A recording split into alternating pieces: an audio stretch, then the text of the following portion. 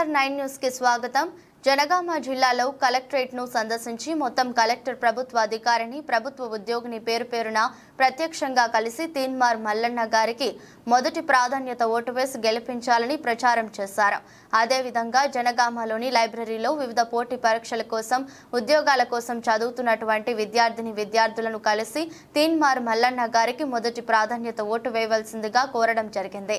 తదనంతరం పట్టణంలోని డాక్టర్లను కొంతమంది టీచర్లను ఇల్లిల్లు తిరిగి తీన్మార్ మల్లన్నను గెలిపించవలసిందిగా రిక్వెస్ట్ చేయడం జరిగింది. స్వరూపంలో ఉన్నటువంటి సహజ వనరులు, ప్రజల జీవన విధానం ఏంటి, ఎక్కడి ప్రాంతం ప్రజలు వెనుకబడి ఉన్నారు, వాళ్ళకి ఏం సపోర్ట్ చేస్తే వాళ్ళు కూడా మిగతా ప్రాంతాల ప్రజల్లాగా ముందుకు వాళ్ళ సంక్షేమం జరుగుతుందని పూర్తిగా నాలెడ్జ్తో కూడినటువంటి అవగాహన కలిగిన వ్యక్తి తీన్మార్ మల్లన్న గారు.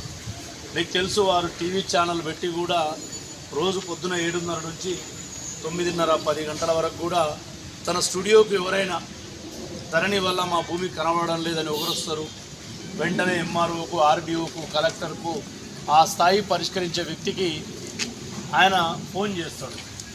అదేవిధంగా కొంతమంది కబ్జాకు గురైనటువంటి వాళ్ళు వస్తే వాడు ఎంత పెద్ద లీడర్ అయినా సరే, ఇగో మీరు కబ్జా పెట్టినారంట, పలానా వ్యక్తి భూమి మీరు రిలీజ్ చేయకపోతే బాగుండదని పై అధికారులకు విన్నవించడం, విద్యార్థులు పోతే విద్యార్థుల సమస్యలు, నిరుద్యోగుల సమస్యలు, ఉద్యోగుల సమస్యల గురించి నిత్యం పోరాడుతున్నటువంటి వ్యక్తి తీన్మార్ మల్లన్న గారు.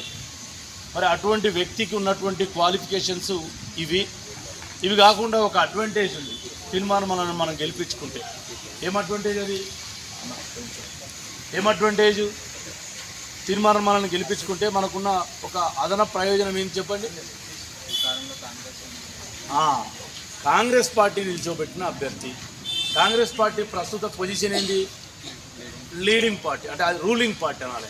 రూలింగ్ పార్టీ అంటే మనకు ఎదురయ్యే సమస్యలు కానీ, తీన్మార్ మల్లన్న లాంటి వ్యక్తికి దృష్టికి వచ్చే సమస్యలు కానీ, తీన్మార్ మల్లన్న ప్రతిపాదించే సూచనలు స్వీకరించే పార్టీ కానీ ఇలా అధికార పార్టీ. స్వయంగా ముఖ్యమంత్రి గారు, అధికార పార్టీ ఎమ్మెల్యేలు, మంత్రులు, క్యాబినెటే పార్టీ మొత్తం తీన్మార్ మల్లన్న గారు నిలబెట్టింది. మనం తీన్మార్ మల్లన్న గారికి ఓటేస్తే మనకు ఒసగూరే ప్రయోజనం ఏంటంటే, తన దృష్టికి వచ్చిన సమస్యలను నేరుగా ముఖ్యమంత్రి దగ్గరికి, ప్రభుత్వం దగ్గరికి, ప్రభుత్వ ఎమ్మెల్యేల దగ్గరికి తీసుకెళ్లే ఒక యాక్సెసిబిలిటీ ఉంటుంది.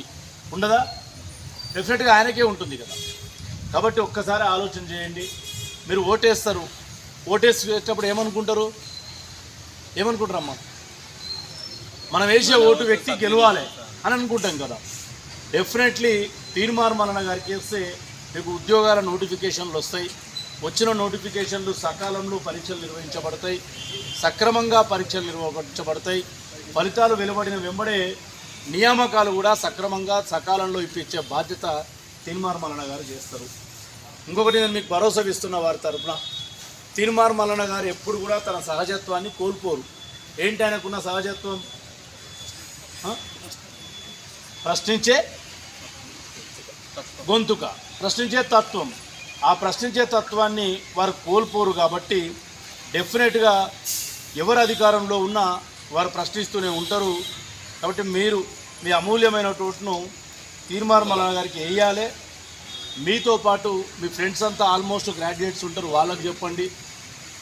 దెన్ మీ ఫ్యామిలీలో గ్రాడ్యుయేట్స్ ఉంటారు, మీ రిలేషన్లో గ్రాడ్యుయేట్స్ ఉంటారు, మీ నైబర్స్ కూడా గ్రాడ్యుయేట్స్ ఉంటారు కదమ్మా.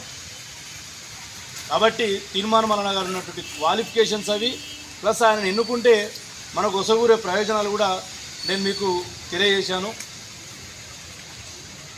ఉమాకరణ